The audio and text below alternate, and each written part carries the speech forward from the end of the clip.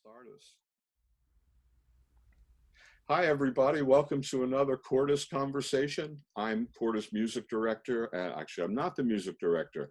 I'm the artistic director and the founder. Our music director, Tim Harrell, is away on vacation this week. So it's just me and our wonderful guests. I'd like to introduce you, ladies and gentlemen, to Craig Hella Johnson. I'm going to read from an amazing bio here, and we may embarrass Craig just a little bit, but in case you don't know who Craig is, he's the founding artistic director and conductor of Conspirari, and he's also the music director of Cincinnati's Vocal Arts Ensemble. In addition to that, he's in frequent demand as a guest conductor for choral and orchestral works. He teaches at Texas State University as artist in residence, and he is currently professor of practice. As if that wasn't enough, Craig is a composer and arranger. His first concert-length composition, Considering Matthew Shepard, was premiered and recorded by Conspirari in 2016.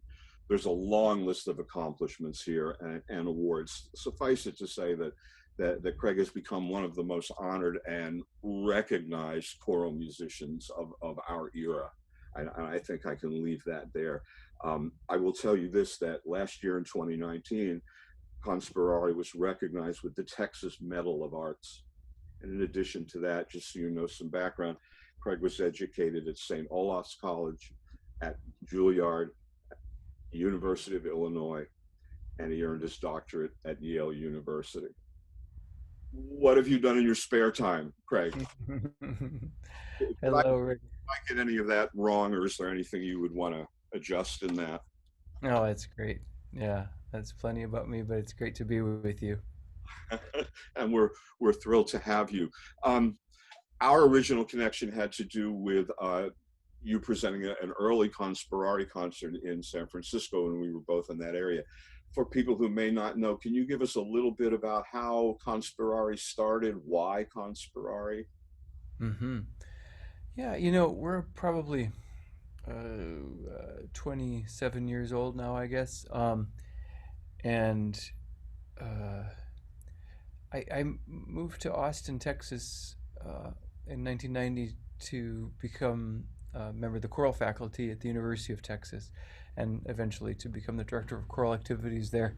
But, I'd somewhat, uh, a few years before, I'd been in Germany studying with Helmut Rilling, and I was at the International Bach Academy there. And their beautiful world-class ensemble called the Geckinger Kantorei was such a place of inspiration for me, such a beautiful choir and orchestra too. And they had musicians who came from all over Europe to be a part of this.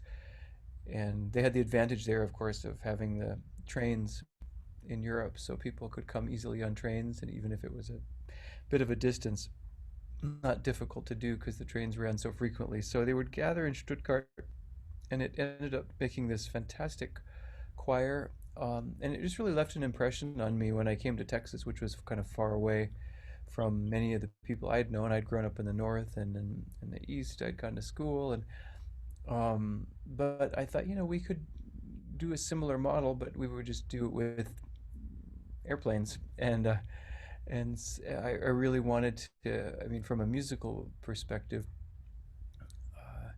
build a musical family that had shared values. I'd kind of always had that little bee in my bonnet of wanting to um, establish a musical family that had really high artistic values and expectations, to say we want to be the best we can be, kind of a world class expectation, but at the same time, really was a group of people who would care about each other, respect each other. I had witnessed so many settings in the professional realm where just musicians seemed really unhappy and defensive and just so guarded all the time and had a hard time kind of engaging with one another. Um, and this is more a generalization than the rule, but it was common enough that I thought, let's try and build something here that feels really fresh and vibrant and dynamic, and then where people are committed to being real members of a circle, of a musical family. So that's kind of how all that got started in Austin. I also felt this crazy thing where I'd see singers who had started singing as children, and then elementary school, middle school, high school, go to college. Maybe some of them got graduate degrees and kept singing in their university programs or wherever that was. And then after that, there was really no place for them to go. Often they had all these extraordinary skills that they had developed and honed, and artistic sensibilities refined, and yet no place to really go at a very high level. So I thought, I want to establish something where they could come and maybe even make a partial living anyway. So it was a really dream to kind of professionalize some aspects of the choral field where I was involved. And so anyway, those are a few of the starting elements, and it's been just a dream of a journey, just extraordinarily wonderful. It's I don't even know what the word is. I mean, you're a most of the rest of the choral world looks at what you've done and what Conspirare has accomplished and what Conspirare stands for. It's a model, maybe not a model to copy, but it's an inspirational model for so many of us. For so many of us. I Thank you. it's only true. Um, in listening to an earlier discussion you had earlier this week, I found a new piece of information, which was that you spent a short period of time with Chanticleer. Hmm. Of course, my interest in asking you about that is that Cordus Mundi is a TTBB, tenor, tenor, bass, bass, male a cappella group, primarily a cappella. And of course, we look to Chanticleer as well. You can't really get much higher than that. Um, Anything you'd like to tell us about that experience or any Chanticleer Sure. stories for us? Well, I loved my time with Chanticleer. It was delightful. I was teaching, I was around 1998, I think. And I think a part of me felt like I was, uh, yeah, like I was, that was my next chapter, really, to go on and do that. They did a big search, and I was so honored when they invited me to come and be the artistic director. Because this, of course, it had such beautiful legacy left by Louis Botto, of course, and Joe Jennings had been such an enormous part of that building and shaping too, and many others. Uh, but yes, I was so delighted and honored, and I had about a year and a half, I guess, where I was artistic director, and I really enjoyed it. I learned so much. I loved the guys, and the vision for that group continues to be so extraordinary. I think for me, it just kind of hit me within the first year. I think that I hadn't seen it coming, but I just really missed the actual being a part of the performance as a conductor. I felt like over time, even though they were super ready for me to shape that anyway, and if I had wanted to do some conducted concerts, sort of like Mexican Baroque things or those, some of those that had been a part of their past, that would be fine. But it wasn't, I'm a conductor, and I that was not in the long term trajectory to do much conducting with Chanticleer too. So I just thought, before getting too deeply into this, when our relationships are even more bonded, I thought maybe I should just be clear about that. And so it was a very hard decision to make. It was very hard to walk into that board of directors room. I'll never forget it. And say, I love this organization so much, and I think probably I need to move on. And there was something about Conspirare too that was starting to take off in those moments, because Chanticleer had let me come back and forth a little bit to do that work. But all in all, I had a great time, and I felt like it was really nice because I could do some organizational work too. It was really exciting to see Joe Jennings come back and then become the musical director. That was one of my hopes and dreams in leaving, is that he would return in a more fulsome role, and he did. And so I felt like, in a way, it almost feels like that was a big part of what my role was, Yes, um, it's because he's so fantastic. Yeah. But anyway, yeah, I just have great memories and feel so lucky to have had that association with him. well, since you bring this topic up, I'm going to ask you something very Cordus Mundi centric. Um, we're at a point in our development where we were about to start our 15th season. We're Mhm. obviously doing it in a different form, and we'll talk about some of that later. But we for the entire 14 years have had two conductors, myself and our former music director who just retired. Um, our new music director, who is from the group, that's Tim, who would normally be, say hi to Tim. He's the box that's missing on our Zoom call here. Hi, Tim. We miss you.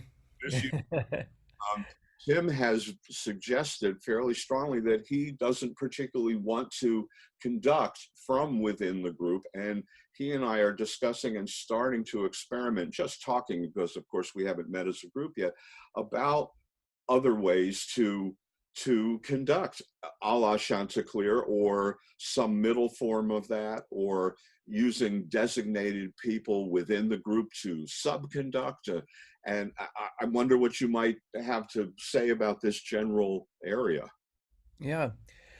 Well, you know, I think for all of us, no matter what side of the mountain we're climbing it on, it's I think and I hope always about just getting to the best musical end result. You know, the most convincing, impactful, compelling, emotionally infused performances, you know, the most that we can render. And so, however one does that, we are all asking the question about what's the best way in these particular circumstances. So I think with that in mind, that was just always my guiding question too. It is a challenge I find. You know, there's such an appeal for unconducted groups. I know it's sort of like Orpheus Chamber Orchestra and obviously a lot of Baroque groups, of course, too. But in terms of singing Chanticleer and Cordus Mundi, and um, to have sort of, and I don't know how you guys have been functioning, but with Chanticleer, of course, generally no conductor, and you know, it can work. I mean, what I've found, it's great because there's a directness. There's no uh, intermediary, if you will.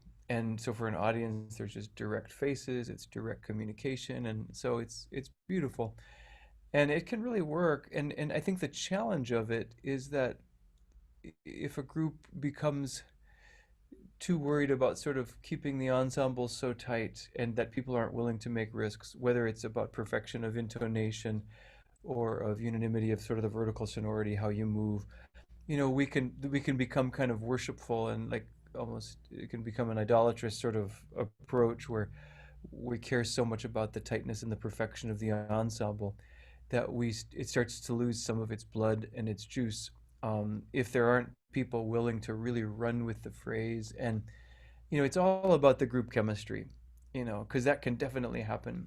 A group like 12 is pretty large, like Chanticleer, you know, that's a pretty large group to kind of take off. And so those guys succeed a lot. And I've heard some recent performances and it's really been wonderful to hear kind of the lifeblood that's in them. And I think they must talk about that too, because I can feel conviction in their performance. But it is very easy to default to a place of let's just try and get this technically in as perfect a place as we can, and then we, you know, in to meet those ends, often sort of larger musical gestures might be missed, or the larger architecture might be missed, or the thrust of a phrase.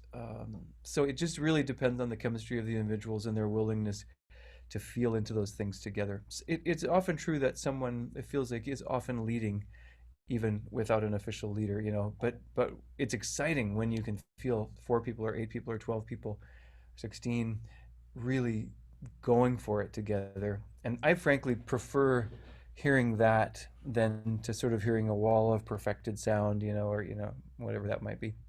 Oh, I like it. I also hear in that for my fellow Cordians, I hear the challenge in there for us, which is, are we um, capable of putting that much in, investing that much that we can consider operating that way, being that much in sync.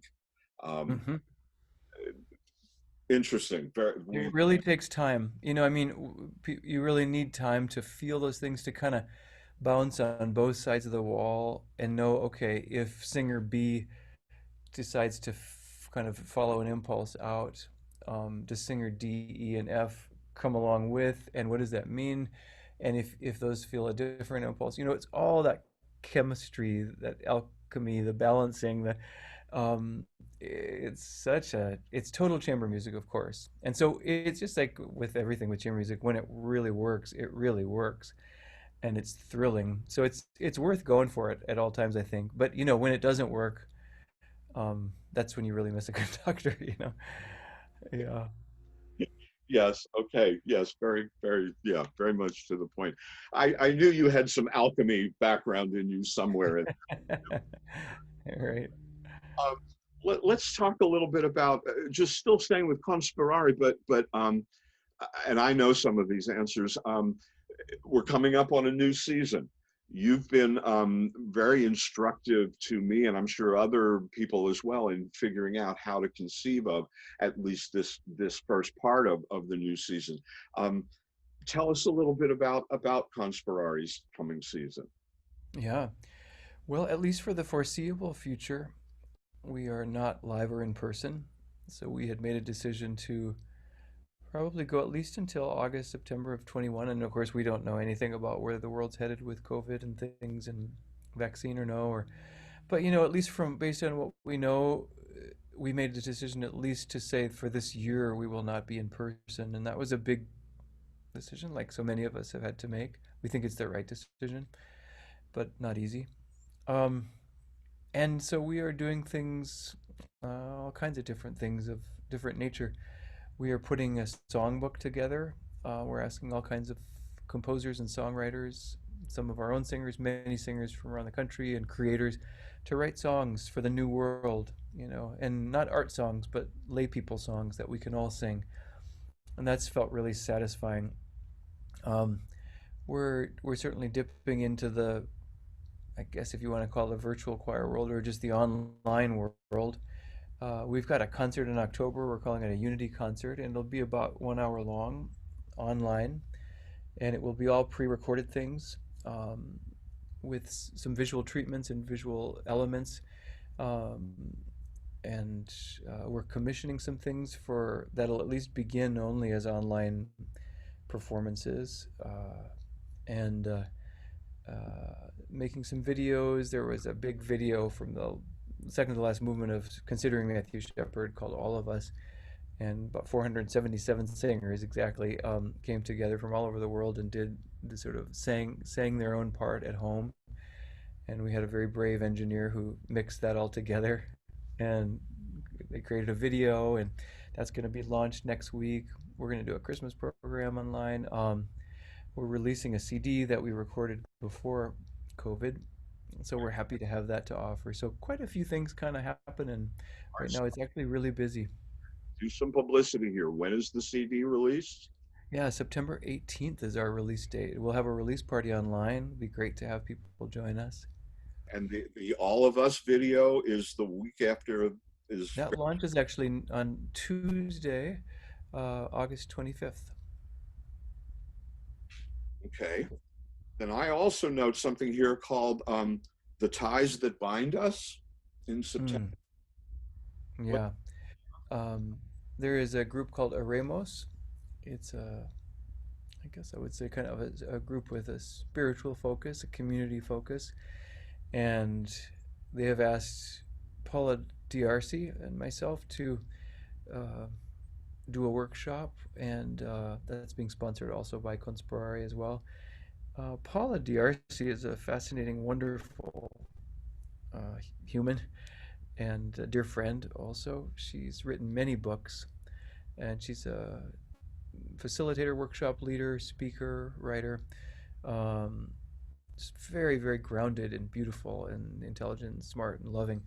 And she's helped so many people um, in her life, continues to.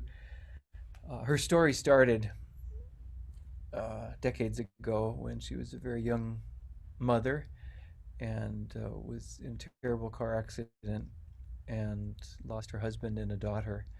And she was pregnant with her other daughter at the time. And so she lost the husband and daughter, and time of deep grief, obviously. And out of that came her writing, and then ultimately her healing career, if you will. And so she and I often will work together. And so we're doing this workshop, The Ties That Bind Us. And what it basically is a kind of a back and forth She will write and then share it sort of in a poetic way. She'll do a poetic rendering of this writing, sort of part poetry, part prose, and then I provide interstitial music. I'll sing in between things, and it's almost like a dialogue between spoken word and sung word. And we've done these before, and they're really meaningful to do. We've never done one like online, and so this is an interesting one because I really trust the spontaneity of the moment, and I really lean into that for these things, and we won't have that exactly. So I'm hoping to just listen to what, like, we'll be back and forth. She'll record, and then I'll listen, and I want to be very spontaneous and respond. But that's what that is, and that is you probably have a date for that, but I'm afraid I don't. But it's coming up in September. September 27th. Oh yes, okay, yeah. Um, I know I've got a lot of work to do. I'm in awe. I'm a fairly busy guy. I'm in awe of you. Um, Mm, can I ask you about considering Matthew Shepard? of course. Um, in doing a little research about this, just in again, hang on while I just read a list of adjectives here. For those who do or don't know about considering Matthew Shepard, it's been described using all of the following words: brilliant, heartfelt, striking, sublimely melodic, all embracing, enveloping, great art, stunning, haunting, touching, thought provoking, gorgeous, a modern crucifixion story, a passion play. My question to you is how do you view considering Matthew Shepard from the perspective now of a couple years since you created and 20 years, however long it's been since the actual incident? What's your perspective on Matthew Shepard? Hmm. Uh, on Matthew himself or the piece itself or both? You would like to talk about this, my friend? Yeah. Well, gosh, the piece itself, I will just say we premiered it in 2016, a workshop in 2014, and it's certainly just hands down been one of the richest experiences and richest journeys of my life, and continues to be because now I watch it go out into the world, and it's been performed many times beyond Kunstbrauerei or my involvement with it, and it's been so extraordinary to witness all of that. And I've kind of come to see the piece as becoming a worthy vessel. I mean, it can stand up to all kinds of different treatments and performances, and it still stands as itself on its own. I'm very grateful. Profound experience. And Matthew Shepard.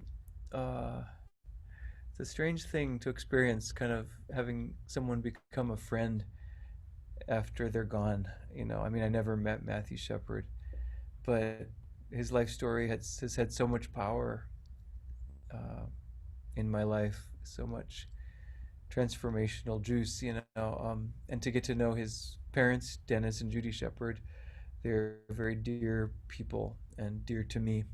Um, yeah, the whole thing about there's something so amazing about Matthew Shepard and his story because obviously this world is continues to see its uh, tragic share of evil deeds and evil acts and hateful um, events, but something about Matthew Shepard's story is just enduring. And some days I think I understand what that is, and other days I'm just sort of in awe that it continues to resonate. Right after the premiere in 2016, then I went to Harvard and did it there. And the students initially were, before they knew the piece and knew much about Matthew Shepard, they're like, wow, there's so much else going on. Why are we singing this story about someone who died uh, 20 plus years ago? And but then they got into it. They started to learn about his story, and all of a sudden, once again, I saw that thing that happens. There's universal aspects to the story, and they all connected with it. They had questions. They were challenged by it, and they're very open about that. But I've just seen that again and again and again and again. It's like Matthew is this living presence still that comes to teach and to heal. And would that we had really learned the lessons, you know. But from a Kunstbrei perspective too, it's just probably, yeah. I mean, there's so many things I can point to and say it was this kind of experience, that was a beautiful experience. But the journey with that, because we took it on the road, we toured it for a year, did many performances across the country, and so yeah, it's just it's been very heart filling. And I went into it, Rick, with a question. I mean, I've shared it many times to say that my operating question with the piece was simply this: in the face of such darkness, such confounding darkness and evil, um, is love anywhere to be found at the core of this life experience? It was a sincere question that I was asking, just almost as a young man again. But just, and my writing the piece was trying to find an answer and to live my way into an answer. And I will say that the experience of writing the piece and then performing it over and over and over again with my colleagues whom I love, it's just been so transformational and healing. And and the audience friends that we've gotten to meet along the way, it's yeah. So I really showed up to that honestly, and it's just reaped so many rewards and gifts. Uh, so I'm so grateful for it, the experience.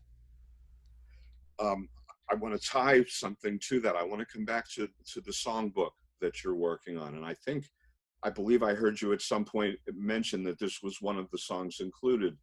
When you at Chorus America did the virtual morning sing, um, you did just an incredible song called "We Are the Ones That We Are Waiting For."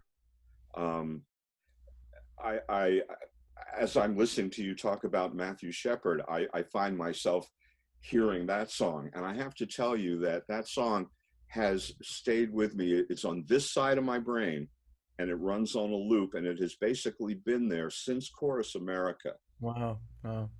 Can you either tell us, well, again, tell us something about that song in particular, or maybe even expand a little more about the songbook and why we want to do this? Hmm. Well, you've really just helped me a lot because, Rick, honestly, it wasn't a song that we had been thinking about, that we just hadn't thought about including in the songbook because we've known it for a while. But it absolutely should be in the songbook because I mean, it's not held anywhere. It was this Sonny guy named Sonny, and we heard about Sonny through a friend of mine, Hillary, who knew someone who knew Sonny anyway. Um, and we just learned that I think I think we learned he was in hospice at the time. The details are a little gray right now to me, but that he was in a dying process. But there was this song that he had written, and they thought it was beautiful and wondered if they could maybe share it with me. And I heard it, and I just fell in love with it. So it's really, he wasn't even a lifelong songwriter or anything. It's just something that he picked up and did kind of late in his life, and he died shortly thereafter. But yeah, we are the ones we were waiting for, and it's a very special song. It's so simple, and yet it sort of calls us all in the gentlest way to stop looking for an answer outside ourselves, and yet to be a living part of the solution and the answer to what it is we may be seeking in our hearts. And yeah, so it absolutely needs to go in the songbook. You're brilliant to suggest it, and Really um, testing it, it. no, it's great. Because it's a perfect. I just had never sort of crossed my mind because we've known it for a few years now, but and we've been kind of just doing this as new songs that are being written right now. But it absolutely should be included. All right, And the so song, yeah, we'll just go with that a little bit. More about the songbook idea and what you're looking to do there. yeah. Well, it's just a simple notion, really just what are the new songs that uh, we want to sing in this new world that we are all going to need to co-create together, that we are all trying to co-create together, many of us. Um, and what are those songs what that need to be expressed, that want to be expressed from the depths of our being as a human family? And sometimes when I'm saying to a songwriter or a composer who's considering maybe contributing something, I'll say, think along the lines of, We shall overcome, or if I had a hammer, or even happy birthday. That kind of universality is what we're going for.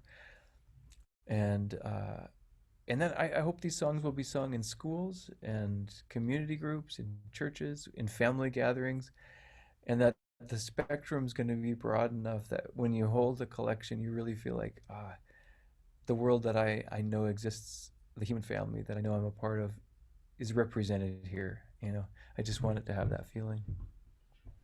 It's reminiscent of um, uh, I'm forgetting lift, not lift every voice and sing. The Pete Seeger collections that Hmm. he put out in the early '60s, and then there was the second one. I'm forgetting the names, of course, but there are collections similarly of some topical, some not, and all different. Yes, Um, exactly.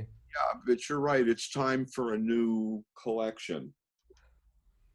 It's time. Yeah, and some things that really are ecumenical in the very broadest sense, and that where everyone could find themselves somewhere in that songbook.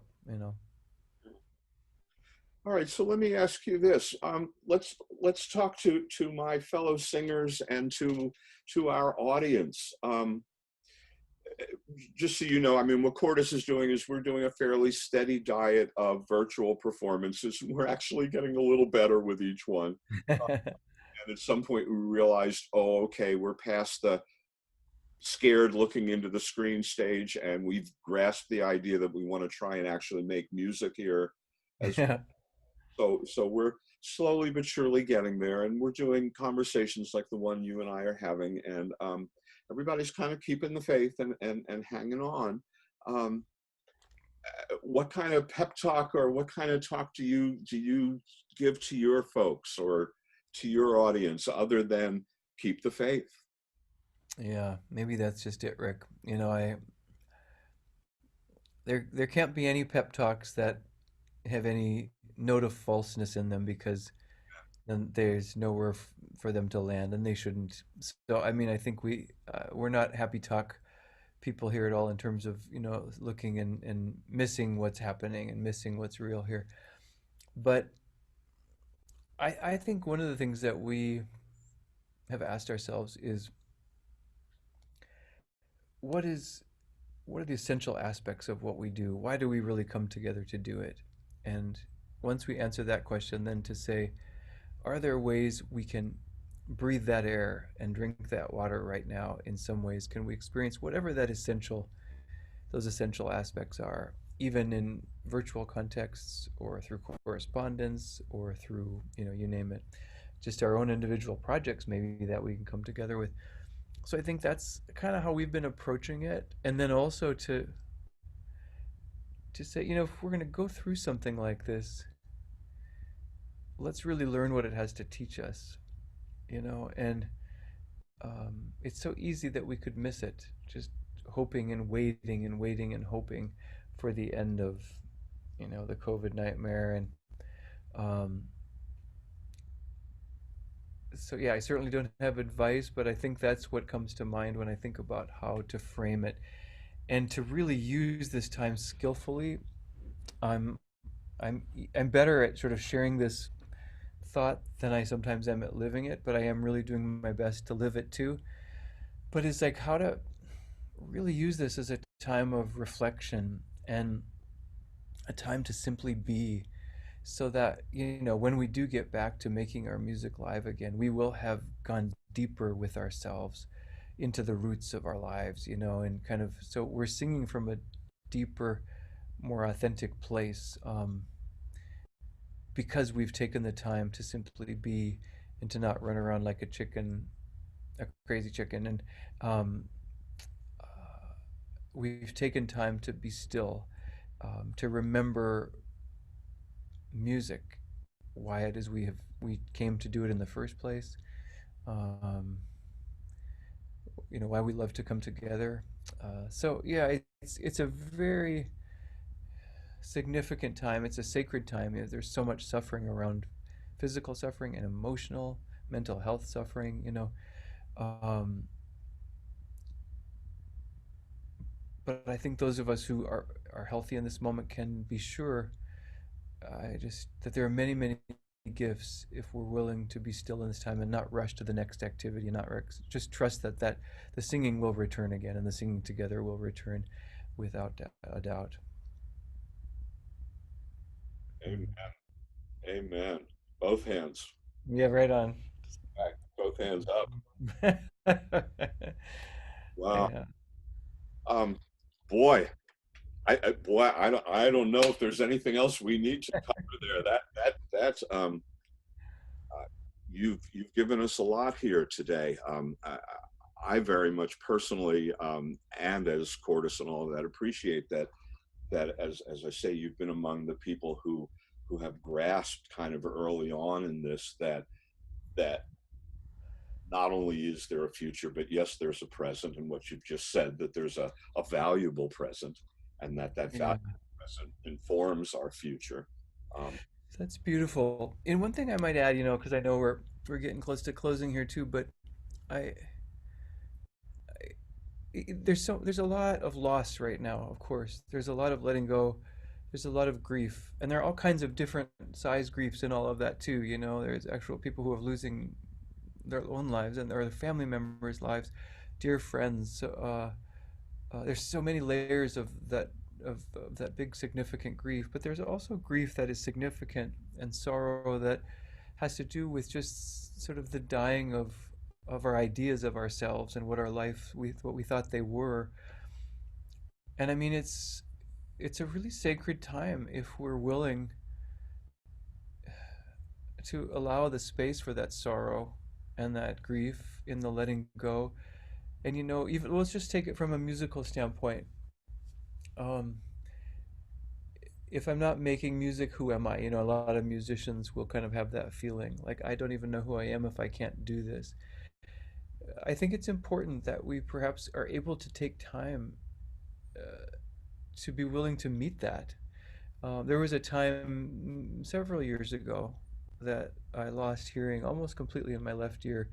Um, and something had happened, and there had been a little explosion in there, and I went to the doctor. It was just totally bloody, and we don't to this day know exactly what had happened, but there was real damage in there, and I couldn't hear in that. I was probably 80 to 90% hearing loss in this year for ended up being 9-10 months totally. And so it was really hard because I was canceling a lot of work, most of my work, and I had to ask that question really seriously of myself. Sort of, if I'm not a musician, then who am I? What am I? And from a spiritual sense, that's a really profound thing to meet and to be, if we're willing to meet that question, to say, if we're not those things that we say, we were a good architect or a bad architect or a wonderful daughter or a terrible daughter, or tall, short, all the labels that we put on ourselves, all the things we call ourselves, the concepts that we carry of ourselves, things we identify with. But when suddenly all those are gone and we're left with what, who, all the kind of gasping question, then just allow ourselves to sink into that and meet what's there and see what's true about this. For me, that was a really rich experience because I don't know if I got to the very bottom, but I felt like in my experience I floated to what felt like at least a bottom enough place where I was experiencing truth. And I thought I am more than just the roles and the tasks I fulfill. And I am more than being a musician too. The life force that is in me is connected to all. And um, there's value in just doing that for its own sake, just for truth's sake. And in this time of so much dishonesty and the whipping around of fake news and everything else, just to know what our own truth is so there's just tremendous value in just saying I'm just going to meet this question at this time for my own purposes, for the purposes of my life and my life's meaning and my soul's purpose. But from a musical standpoint, the yield, I didn't do it for that reason. I did it because I had to, because I was backed in a corner. So I may not return to music again. Um, but uh, But man, when I was able to return, and I was very fortunate, my hearing did come back eventually. So there's a happy ending in that part of the story. But I got the gifts from that time where I come from a much deeper place now. My soil, my roots go way down deep in the soil. And when I make music now, it feels like I mean, I wouldn't trade it. So I just like don't miss the opportunities that this COVID time gives us also, as painful as it is. Ladies and gentlemen, meet what's there. Hmm. That's one of my many takeaways, but I think that's what my paper is entitled. Hmm. Hmm. Beautiful, Rick. That's it. You said it, my friend. You said it. Folks, you know as well as I do, if you've gotten all the way through this with us, that this has been a marvelous conversation with an incredible thinker and an incredible feeler and an incredible musician. It's been a real pleasure to talk with you, my friend. I can't thank you enough. Anything you want to say before we shut this baby down? Oh, first of all, just thank you, Rick. Just what a joy to be in this conversation with you and to get to talk about real things and meaningful things. And then just to all of your musical colleagues and your musical friends and listeners and all who love music, definitely hang in there. Just let's in this discover even the deeper music together. And just I want to send a big shout out and a hug to all of them because I know these are trying times. And just a word of encouragement from some fellow musicians down here in Conspirare land. Bless your heart, my friend. With that, we're coming out of this. Thank you again, Craig Hella Johnson. Standing ovation. Thanks, everybody.